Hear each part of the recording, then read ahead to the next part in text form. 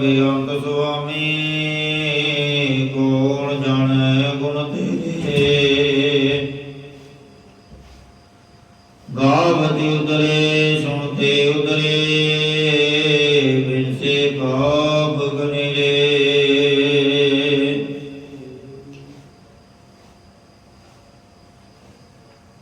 ਗਿਆਨ ਧਿਆਨ ਕਿਛ ਕਰਮ ਨ ਜਾਣਾ, ਸਾਰ ਨ ਜਾਣਾ ਤੇਰੀ। ਸਭ ਤੇ ਵੱਡਾ ਸਤਿਗੁਰੂ ਨਾਨਕ, ਜਿਨ ਕਲ ਰਾਖੀ ਮੇਰੀ।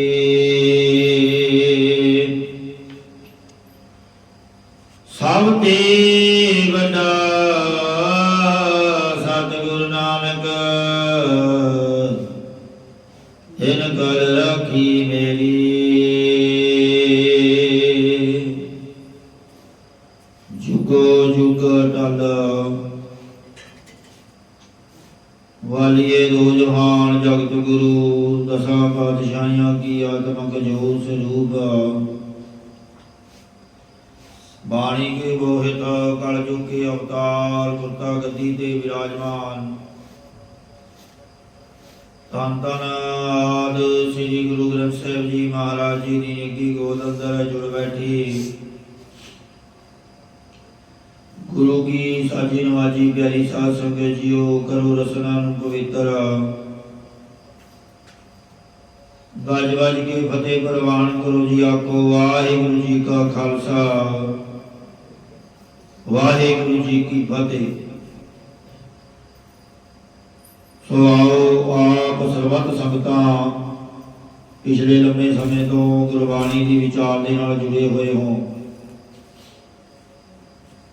ਪਿਛਲੇ ਦਿਨੀ ਆਪ ਜੀ ਨੇ ਆਸਾ ਰਾਗ ਦੇ ਵਿੱਚ ਪਹਿਲੇ ਪਾਤਸ਼ਾਹ ਸਾਹਿਬ ਸ੍ਰੀ ਗੁਰੂ ਨਾਨਕ ਦੇਵ ਜੀ ਮਹਾਰਾਜ ਜੀ ਪਾਸੋਂ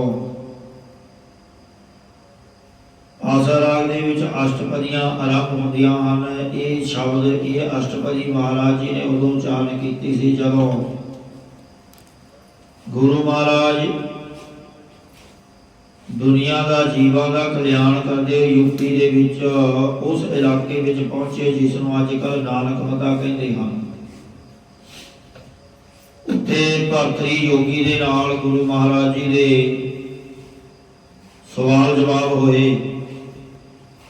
ਸੋ ਕੁਝ ਇਸ ਅਸ਼ਟਪਦੀ ਦੀ ਵਿਚਾਰ ਆਪਣੀ ਰਹਿ ਗਈ ਸੀ। ਸੋ ਆਓ ਕਰੋ ਮਨ ਬੀਤੀਆਂ ਇਕਾਗਰ, ਅੱਗੇ ਦੀ ਵਿਚਾਰ ਦੀ ਸਾਂਝ ਪਾਈਏ। ਮਹਾਰਾਜ ਭਰਤਰੀ ਕਹਿੰਦਾ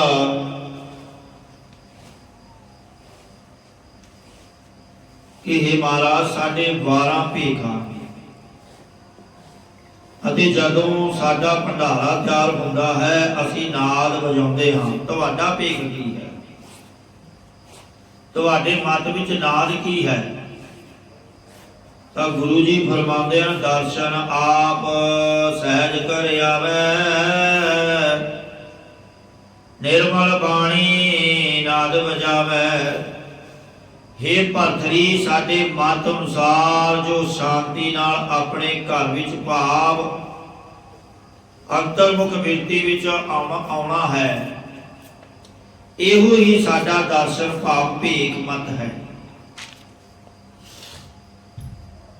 ਜੋ ਬਿਰਤੀ ਨੂੰ ਸਹਿਜ ਸਰੂਪ ਵਿੱਚ ਲਿਆ ਕੇ ਆਪਣਾ ਸਰੂਪ ਦੇਖਣਾ ਹੈ, ਇਹੋ ਹੀ ਦਰਸ਼ਨ ਕਰਨਾ ਹੈ। ਜੋ ਮਨ ਨੂੰ ਪਾਪਾਂ ਦੀ ਮੈਲ ਤੋਂ ਰਹਿਤ ਉਜਲ ਕਰਨ ਵਾਲੀ ਧੁਰਕੀ ਬਾਣੀ ਦਾ ਉਚਾਰਨ ਕਰਨਾ ਹੈ, ਇਹੋ ਹੀ ਨਾਦ ਵਜਾਉਣਾ ਹੈ। ਨਾ ਆਦ ਭਾਵ ਜਿਸ ਦਾ ਕੋਈ ਆਦ ਅੰਤ ਨਹੀਂ ਹੈ, ਉਸ ਪਰਮੇਸ਼ਰ ਨੂੰ ਨਿਰਮਲ ਬਾਣੀ ਦੁਆਰਾ ਹਿਰਦੇ ਵਿੱਚ ਪ੍ਰਗਟ ਕਰੇ। ਜੋ ਉਜਲ ਬਾਣੀ ਦੁਆਰਾ ਬ੍ਰਹਮ ਦਾ ਉਚਾਰਨ ਕਰਨਾ ਹੈ, ਇਹੋ ਹੀ ਨਾਦ ਹੈ। ਫਿਰ ਭਰਤਰੀ ਜੋਗੀ ਕਹਿੰਦਾ ਹੈ, ਮਹਾਰਾਜ ਅਸੀਂ ਜੋਗੀ ਲੋਕ ਤਾਂ ਸ਼ਰਾਬ ਪੀ ਕੇ ਮਸਤ ਹੋਏ ਰਹਿੰਦੇ ਹਾਂ, ਤੁਸੀਂ ਦੱਸੋ ਕਿ ਫਿਰ ਸ਼ਰਾਬ ਕਿਹੜੀ ਪੀਣੀ ਚਾਹੀਦੀ ਹੈ? ਔਰ ਅਸੀਂ ਤੀਰਥਾਂ ਆਦਿ ਤੇ ਇਸ਼ਨਾਨ ਕਰਨ ਜਾਂਦੇ ਹਾਂ, ਤੁਹਾਡੇ ਮਤ ਅਨੁਸਾਰ ਤੀਰਥਾਂ ਦਾ ਇਸ਼ਨਾਨ ਕਿਹੜਾ ਹੈ? ਤਾਂ ਗੁਰੂ ਜੀ ਫਰਮਾਉਂਦੇ ਹਨ, ਅੰਤਰ ਗਿਆਨ ਮਹਾਰਸ ਸਾਰਾ, ਤੀਰਥ ਮਜਨ ਗੁਰ ਵਿਚਾਰਾ। हे ਭਰਤਰੀ, ਜੋ ਅੰਦਰ ਹਿਰਦੇ ਵਿੱਚ ਵਾਹਿਗੁਰੂ ਦਾ ਗਿਆਨ ਪ੍ਰਾਪਤ ਕਰਨਾ ਹੈ, ਇਹੋ ਗਿਆਨ ਰੂਪੀ ਸ਼ਰਾਬ ਪੀ ਕੇ ਪੂਰਨ ਸ੍ਰੇਸ਼ਟ ਮਹਾ ਵੱਡੇ ਪਰਮਾਨੰਦ ਵਿੱਚ, ਬ੍ਰਹਮਾਨੰਦ ਵਿੱਚ ਮਸਤ ਰਹਿੰਦੇ ਹਾਂ। ਔਰ ਜੋ ਗੁਰਾਂ ਦੇ ਸ਼ਬਦ ਦੀ ਹਿਰਦੇ ਵਿੱਚ ਵਿਚਾਰ ਕਰਨੀ ਹੈ, ਇਹੋ ਹੀ ਤੀਰਥਾਂ ਦਾ ਇਸ਼ਨਾਨ ਹੈ। ਫਿਰ ਭਰਤਰੀ ਕਹਿੰਦਾ ਹੈ, ਮਹਾਰਾਜ ਅਸੀਂ ਤਾਂ शिव पार्वती की पूजा करते हाँ, ते वो सानू अपने विच मेल लैंदे हन, तुसीं किहड़ी पूजा करते हो? तां गुरु जी उत्तर देंदे हन, अंतर पूजा तान मुरा थान मुरारा, ज्योति जोत मिलाओ बनहारा। महाराज कहते जोगी है भरतरी, जो हिरदे रूपी अस्थान दे अंदर मुरारी परमेश्वर नूं जानना है, एहो ही पूजा है। मुरारी प्रभु दे साध संगत रूपी अस्थान ते पूज के जो अंतर्मुख बिरती करनी है, एहो ही पूजा है। अदैवत आनंद रूप परमेश्वर जीवां दी प्रतक जोत नूं आप दे विचों मिलावण हारा भाव मिलाउण वाला है। प्रकाश का प्रकाशक परमेश्वर आप मिलाउण वाला है। सूरज किरण मिली जल का जल हुआ। जिवें समुद्र दे विच छोटी छोटी नदियां नालियां का पानी मिल के एक हो जाता है, इसी तरह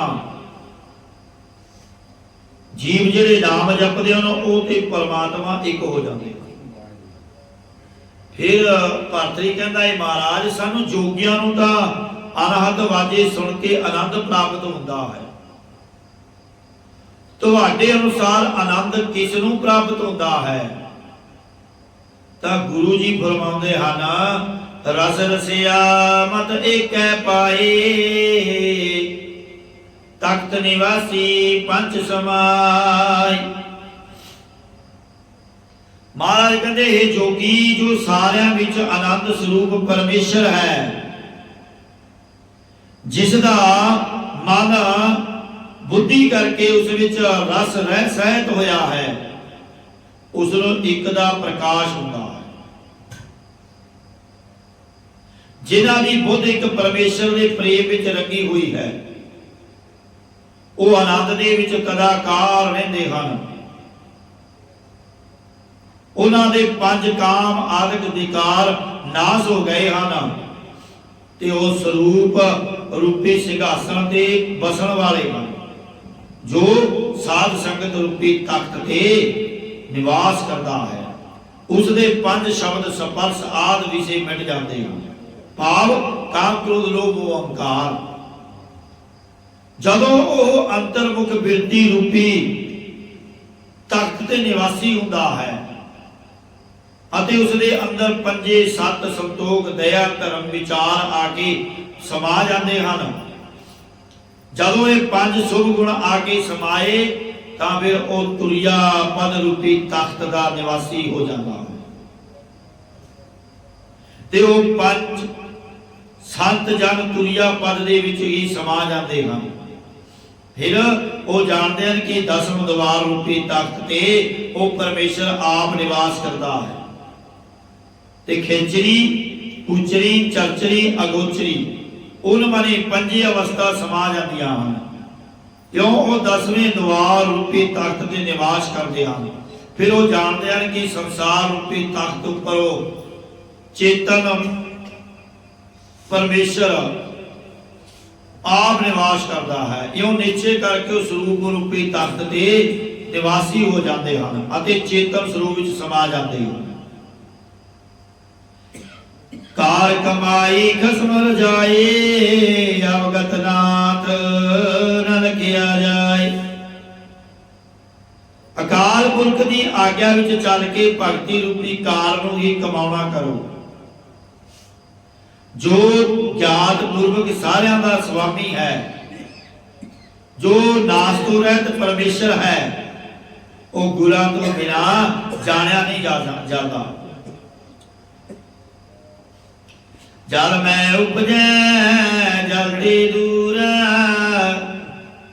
ਜਲ ਮੈਂ ਜੋਤ ਰਿਆ ਭਰਪੂਰ, ਕਿਸ ਨੇੜੇ ਕਿਸ ਆਖਾਂ ਦੂਰ। ਇਹਨਾਂ ਭਗਤੀਆਂ ਦਾ ਪਹਿਲਾ ਅਰਥ ਇਹ ਹੈ, ਜੋ ਪਾਣੀ ਦੇ ਵਿੱਚ ਸੂਰਜ ਦਾ ਪ੍ਰਤੀਬਿੰਬ ਪੈਦਾ ਹੁੰਦਾ ਹੈ, ਪਰੰਤੂ ਸੂਰਜ ਆਕਾਸ਼ ਵਿੱਚ ਪਾਣੀ ਤੋਂ ਬਹੁਤ ਹੀ ਦੂਰੀ ਤੇ ਹੁੰਦਾ ਹੈ।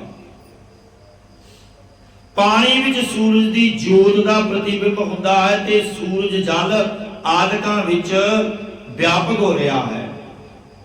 ਫਿਰ ਉਹ ਸੂਰਜ ਨੂੰ ਕਿਸ ਦੇ ਨਿਕਟ ਆਖੀਏ ਤੇ ਕਿਸ ਤੋਂ ਦੂਰ ਆਖਣਾ ਕਰੀਏ, ਕਿਉਂਕਿ ਸੂਰਜ ਪ੍ਰਤੀਬਿੰਬ ਕਰਕੇ ਤਾਂ ਨੇੜੇ ਹੈ ਔਰ ਆਕਾਸ਼ ਵਿੱਚ ਹੋਣ ਕਰਕੇ ਬਹੁਤ ਦੂਰ ਹੈ।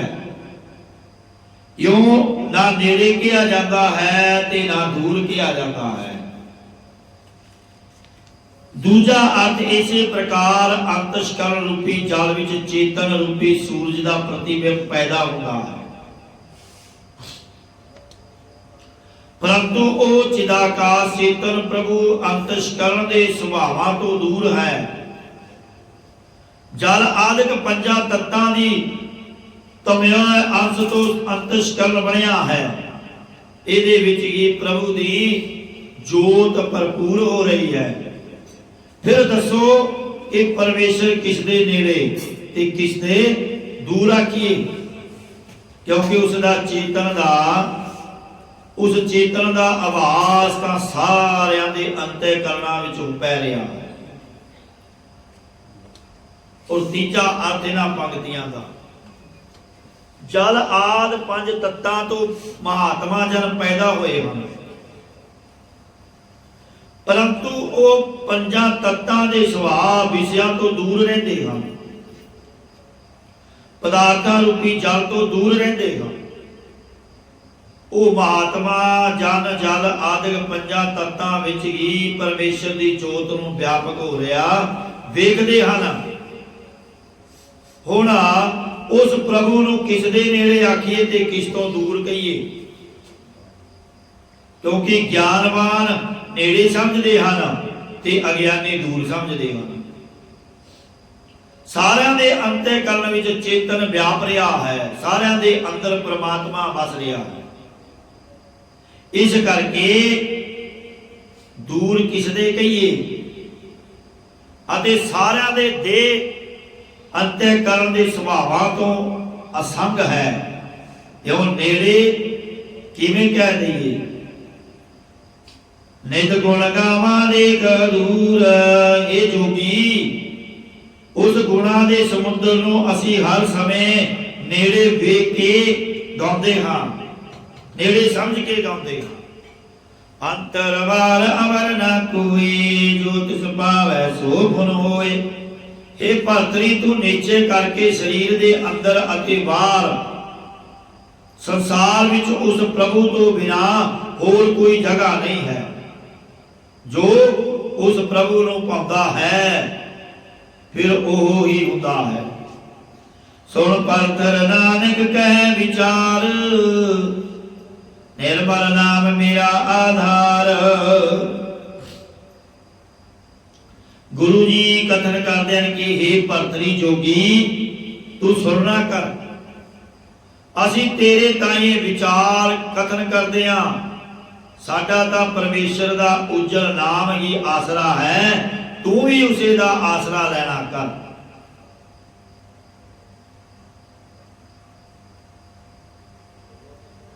ਸੋ ਅੱਗੇ ਮਹਾਰਾਜ ਫਰਮਾਨ ਕਰਦੇ ਨੇ, ਆਸਾ ਮਹੱਲਾ ਪਹਿਲਾ। ਫਿਰ ਭਰਤਰੀ ਕਹਿੰਦਾ ਹੈ ਮਹਾਰਾਜ ਆਪ ਜੀ ਨੇ ਕੇਵਲ ਨਾਮ ਦਾ ਹੀ ਆਸਰਾ ਬੰਨਿਆ ਹੈ ਕਿ ਤੁਹਾਨੂੰ ਜਪ ਤਪ ਆਦਿ ਦੀ ਕੋਈ ਲੋੜ ਨਹੀਂ ਹੈ। ਤਾਂ ਗੁਰੂ ਜੀ ਕਹਿੰਦੇ ਜਪ ਸਭ ਤਪ ਸਭ ਚਤੁਰਾਈ, ਉਜੜ ਪਰ ਮੈਂ ਰਾਏ ਨ ਪਾਈ। जो सारे राजसी तामसी सातकी जप सारे तप तप तीन प्रकार के जप के तीन प्रकार के तप जप किहड़े हन राजसी जप किसी नूं वस करन वास्ते जप करना और तामसी जप की है किसी नूं मारन वास्ते मंत्रां दा जप करना ते सातकी जप किसी नूं अपनी शक्ति रिद्धियां सिद्धियां प्राप्त करन वास्ते जाप करना। ये तीन प्रकार के जप हैं ते तिन्ने प्रकार के तप हैं। राजसी तप इंद्रियां का दमन करना, तामसी तप धूणियां धौणियां जल धारे करने व्रत रखने ठंड की गर्मी सहारनी आदि ये तामसी तप है। और सातकी तप कथा कीर्तन विच बेटी नूं इज्जत करना भाव मन नूं टिकाउणा ये है सातकी तप। जदों आपां सत संगत दे विच बैठ करके अपने मन नूं टिका करके कथा विचार कीर्तन सरवण करांगे बाणी सरवण करांगे फिर ही परमात्मा नूं प्राप्त कर सकदे। सानूं फिर ही समझ आउणी है कि बाणी सानूं की कहदी है। सारे राजसी तामसी सातकी जप सारे तप अते बुद्धि शास्त्र आदि दी सारी सियाणप है। इन्हां विच लगन करके लोग संसार रूपी उजाड़ विच ही भरमदे रहिंदे हैं, परंतु स्वरूप दी साख्यातता जां ज्ञान रूपी रस्ते नूं नहीं पाउंदे। बिन पूजे को ताई न पाई नाम बिगुण माते छाई। सतगुरां कोलों नाम बुझे पुछे तो बगैर कोई भी स्वरूप रूपी थान नहीं पा सकता। नाम तो बगैर उन्हां दे मत्थे उपर लालता रूपी स्वाह ही पैंदी है। साज तणी जग आए विनासा छूट सुप्राणी गुरमुख दासा। रहाऊ एक सच्चा मालिक परमेश्वर ही सदा रहने वाला है, बाकी तो सारा संसार आके नाश हो जाने वाला है।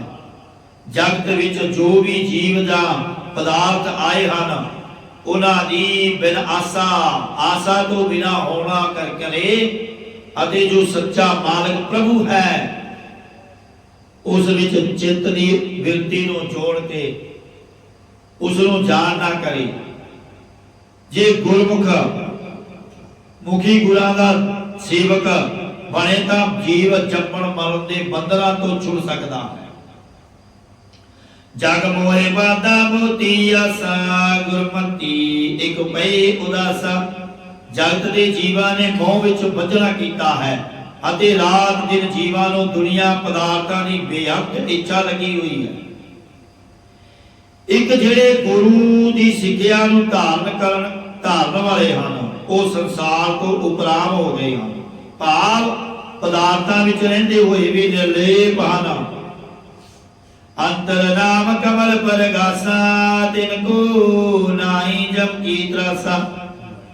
उन्हां गुरमुखां दे अंदर नाम बस जाता है ते हिरदे कमल करुणा मुदता मैत्री अपेक्षा आदि शुभ गुणा रूपी पंखड़ियां की सैर खिड़ आया है। उन्होंने फिर जमदूता या जमण मरण वाले संसार की घोबताई नहीं रहती। जग की जित कामण हितकारी उत्तर कलतर लग नाम विसारी। ये संसार स्त्री माया का जित्या होया है, जिस करके स्त्री के शरीर नाल हितकारी भाव प्रेम करने वाला है। ये संसार तीन चीजा अखां कान ते मन का जित्या होया है। भाव अखां रूप देखण वास्ते लगियां हन, कान विषयां आदि दीयां गल्लां सुनन विच लगे हन। जे किते किसी की बुराई हुंदी होवे ना, किते दी किसी की चुगली हुंदी होवे, उत्थे जीव भज भज के खड़दा है, रस रहिंदा है। किते गुरबाणी दी ਜਾਂ कोई धार्मिक प्रोग्राम होवे उतों दूर भजदा है, वो सुनना पसंद नहीं करता। क्यों? क्योंकि वो परमात्मा की गल है। ते जिहड़ी चुगली निंदा सुननी है वो हुंदा है रस देखना, रस चखना। कन्ना नाल दुनियावी गल्लां सुननियां पसंद करदे हन, महाराज दा अकाल पुरख दा नाम सुनना पसंद नहीं करते। विषया आदि गल्लां सुनने विच लगे हन ते मन माया दे मोह विच लगा होया है। तिन्ना गुणा रासी तामसी सांतकी दा जित्या होया है।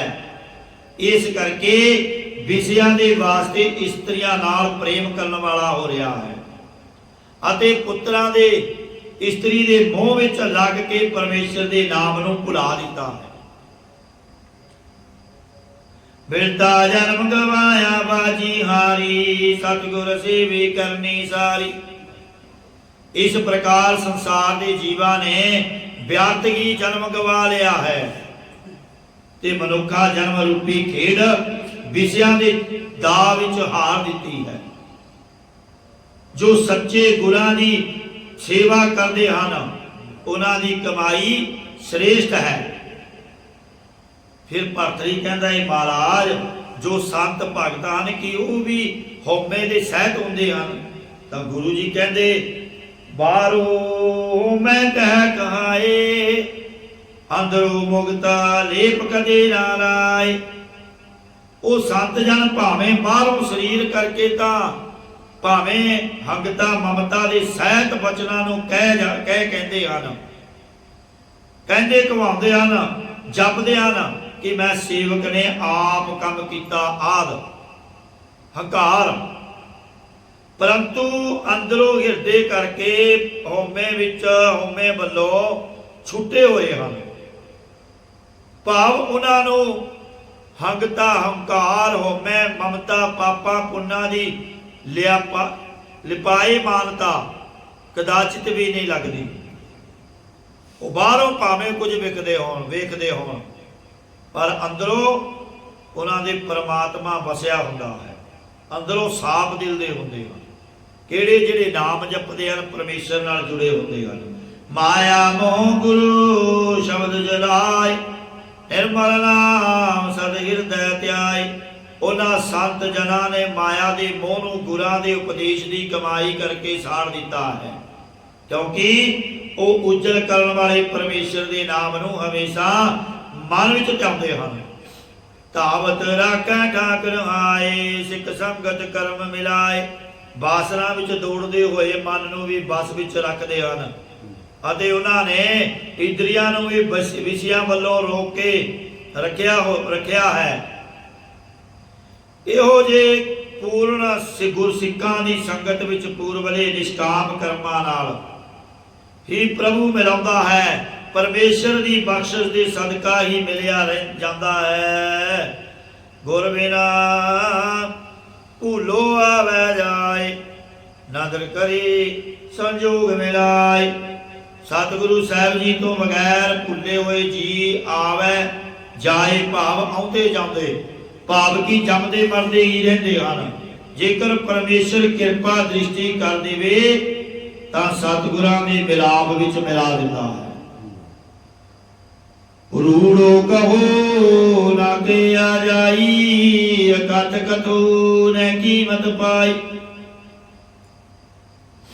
महाराज कहते जोगी वो सुंदर परमेश्वर किहो जा है, जेकर शक्ति बिरती करके कहना करिए तो किया नहीं जाता। जेकर उस विच कथन तो रहत प्रभु नूं शक्ति बिरती द्वारा कथन करिए तो उसकी कीमत नहीं पाई जाती। सब दुख तेरे सुख रजाई, सब दुख मीते सचै नाई। हे जोगी तेरे सारे कष्ट ते सुख उस प्रभु की आज्ञा विच ही हन। असां ने सच्चे प्रभु दे नाम नूं जप के सारे कष्ट मेट लए हन। कर बिन बाजा पग बिन ताला, जी शब्द बूझै ता सच निहाला। हे जोगी ऐजा जोग कमाना कर जो हत्थां तो बगैर ही साज बजाउणा ते पैरां तो बगैर ही ताल पूरना कर। अर्थात मन दे संकल्पा विकल्पा रूपी हत्थां तो बगैर नाम रूपी बाजा बजावे अते सकाम कर्मा रूपी पैरां तो बगैर निष्काम कर्म करन रूपी ताल पूरना करे। बाहर अस्थूल हत्थां तो बिना प्रेम रूपी हत्थां नाल जस रूप वाजी बजावे अते प्रतख वाले पैरां तो बिना मन ते बुद्ध रूपी पैरां नाल महावाकां रूपी ताल दा पूरना करे। इउं जेकर गुणां दे उपदेश नूं बुझ लवे तां सत्य प्रभु नूं देख के आनंद प्रसन्न हो जाएगा। अंतर साच सबे सुख नाला नदर करे राखै रखवाला। जेकर अंदर हृदय विच सच्चे परमेश्वर वस जावे तां सारे सुखां दा प्रवाह ही चल पैदा है। सुखन आला सारे सुखां दा घर बन जाता है जिन्हां उपर प्रभु मेहर दी दृष्टि कर देता है। उन्हां नूं रखिया करन वाला होके आप विकारा आदत हो रख लेता है। त्रिपवन सूझै आप गवावै बाणी बूझै सच समावै। जेकर आपा भाव हंकार गवा दईए तां तिन्हां लोकां दी सूझ ज्ञात हो आंदी है। जेकर गुरां दी उपदेश रूपी बाणी द्वारा बचना करिए तां सत्य स्वरूप विच समा जाईदा है।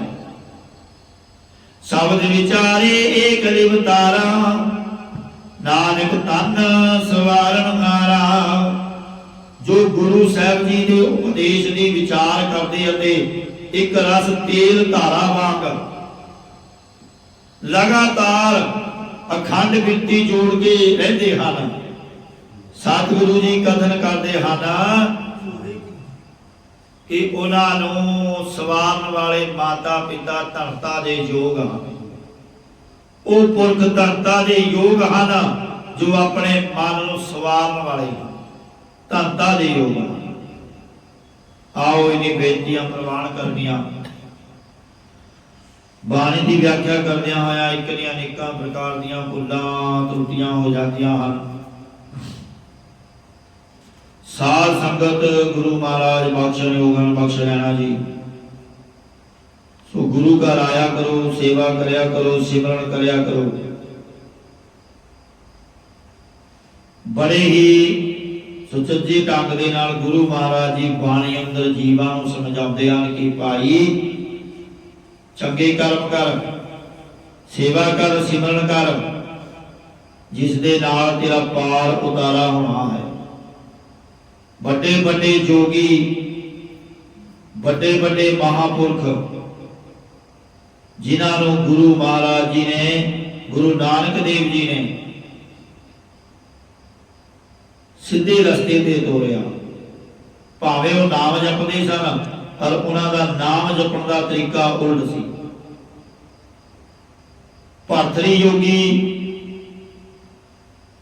ने गुरु महाराज जी पासों सिक्ख्या लैकर के उस परमात्मा को पाउणा कीता। इसी तरह बड़े बड़े ऋषि मुनि नाथ योगी सुमेर पर्वत ते गुरु महाराज गए। उत्थे भी नाथां दे नाल जोगियां दे नाल गुरु महाराज जी दा विचार विलास होए। पता नहीं कितने की दुनिया नूं तारिया है। तारे गिने जात हैं पर जिहड़े गुरु महाराज जी ने तारना कीते ना उन्हां दी कोई गिनती नहीं। तारे गिने जात हैं पर तारे नहीं गिने जाते। जिन्हें महाराज ने तारना किया है जिन्हां भी पुरुषां नूं जीवां नूं उन्हां दी कोई गिनती नहीं। आओ आपां भी नाम जपया करिए, सेवा करया करिए और चुगली निंदा तो दूर रहिए, जिथे चुगली निंदा होंदी उत्ते ना खड़िए, क्योंकि जे जीव खड़ जाता फिर रस आन लग जाता है, फिर उसे वाल नूं तुर पैंदा है। क्योंकि जैसी संगत वैसी सोभा। चंगी संगत करांगे, चंगे पुरुषां कोले बैठांगे, चंगे संस्कारां वाले कोले बैठांगे तां चंगे संस्कार आउणगे। चंगे जीव कोले बैठांगे, चंगे विचार आउणगे, चंगी गल करेगा, उस अकाल पुरख की गल करेगा। ते माड़े कोले बैठांगे फिर तेरी चुगली मेरी चुगली, तेरी गल मेरी गल, झूठ तूफान फिर यही चलता है। आओ गुरु वाले बनिए, नाम जपया करिए, सेवा करया करिए, सिमरन करया करिए। श्लोक पवन गुरु पानी पिता, माता दत्त महत, दिवस रात दोए दाई दाया, खेलै सगल जगत, चंगियाइयां बुराइयां वाचै धर्म दूर, धर्मी आपो अपनी के नेड़े के दूर। जिन्नी नाम ते आया गए मशक्कत काल, नानक ते मुख उजले खेती छुटी नाल। वाहिगुरु जी का खालसा, वाहिगुरु जी की फतेह।